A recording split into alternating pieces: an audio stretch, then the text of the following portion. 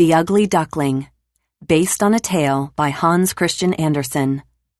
What do baby ducks look like? How do they act? How are they different from grown-up ducks?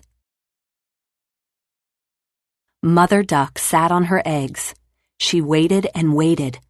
Suddenly, something moved. The eggs were beginning to hatch. One by one, the ducklings pushed out of their fragile shells. One by one, the ducklings looked at their mother for the first time. Mother duck looked at them too. Most of the ducklings were small, yellow, and fuzzy.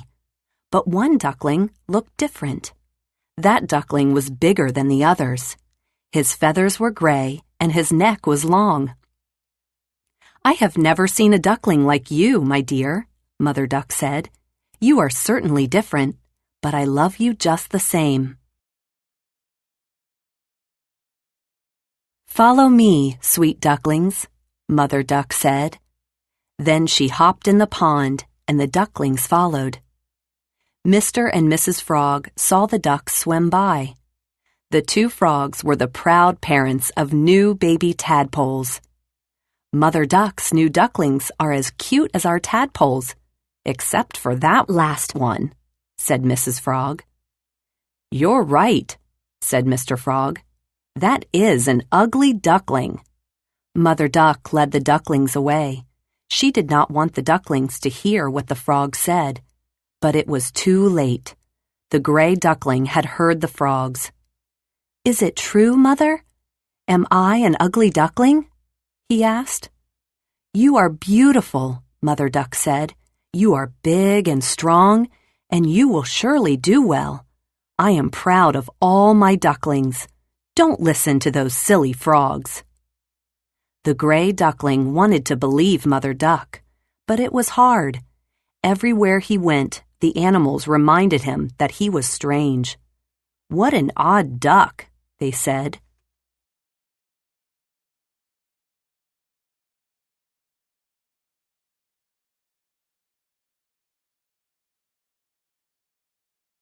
The gray duckling was sad. The other ducklings never invited him to play with them. He was alone. "There must be something wrong with me," thought the gray duckling. "I do not belong." That night, while the duck family was sleeping, the gray duckling quietly wandered away. He floated down a stream. He saw many new places. He gathered information about other animals and the world around him. But this did not help him. He still felt alone. Then one day, he saw a group of beautiful white swans with long necks flying in the sky. "What beautiful birds," thought the gray duckling.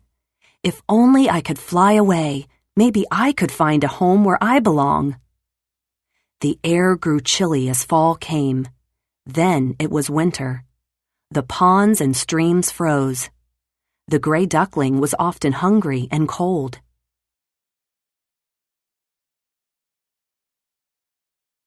At last, winter became spring. One day, the duckling saw several beautiful white swans splashing in a distant pond. They were the same birds with long necks he had seen flying months before. "I want to swim and play too," he thought. "I don't want to be alone anymore." The duckling stretched his wings. He felt stronger and bigger than before. Without even trying, he flew into the air. It felt wonderful to fly. The duckling flew to the pond, and the white swans gathered around him. "I know I am ugly and different," started the duckling. "You are not ugly," said one of the swans. "You are beautiful.